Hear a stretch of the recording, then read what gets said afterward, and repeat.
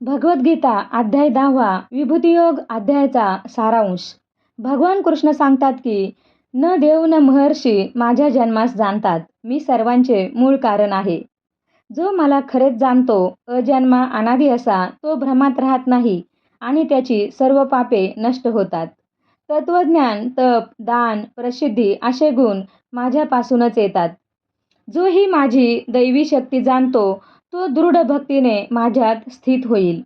मी सर्वांचे मूळ आहे आणि सर्व माझ्या मुळेच चालत आहे.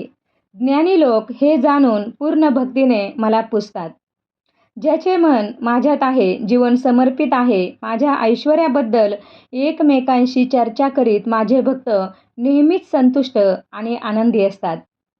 जे माझ्याशी प्रेम आणि भक्तीने जोडलेले असतात त्यांना मी बुद्धियोगाचे ज्ञान देतो आणि त्या योगे ते माझी प्राप्ती करत असतात. मी त्यांचे अज्ञान दूर करून त्यांच्यावर दया करतो. आता अर्जुन भगवंताची स्तुती करतो. फक्त तुम्ही काय आहात हे जाणता. कृपा करून मला तुमच्या ऐश्वर्याबद्दल सांगा. मी कोणत्या स्वरूपात तुमचे पूजन करू शकतो. भगवान कृष्ण सांगतात की माझ्या विभूतींचा अंत नाही.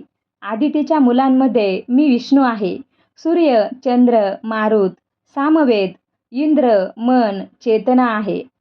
शंकर, कुबेर, अग्नी, मेरू, बृहस्पती, स्कंद, समुद्र, भृगु, ओम, जपयज्ञ, हिमालय, अश्वत्थ, चित्ररथ, नारद, कपिल मी आहे. उच्चश्रवस घोडा, ऐरावत हत्ती, वज्रायुध, कामधेनू, कामेच्छा, वासुकी मी आहे. अनंत, वरुण, आर्यमा, यम, प्रल्हाद, काल, वैमतेया, सिंह, देवमासा, वायू, राम, गंगा मी आहे. कल्पाचा उगम, मध्य आणि अंत, आत्मविद्या, योग्य तो विवाद, अक्षर, द्वंद्व, काल, आधार, सर्व दिशा, मृत्यू, श्रीवाक, धृती, कीर्ती, मेधा, क्षमा मी आहे. बृहत्साम, गायत्री, मार्गशीर्ष, वसंत, जुगार, ऐश्वर्य, विजय, निश्चय, चांगुलपणा, कृष्ण, धनंजय, व्यास, शुक्राचार्य, राज्यकर्त्याची दमनशक्ती, सत्य, मौन, ज्ञान मी आहे. सर्व जीवनाचे बीज मला सोडून काहीच असू शकत नाही. माझ्या विभूतींचा अंत नाही.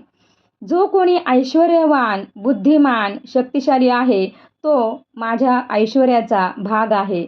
हे सर्व विश्व माझ्या एका अंशाने मी धारण केलेले आहे. कृष्णं वंदे जगद्गुरुम्.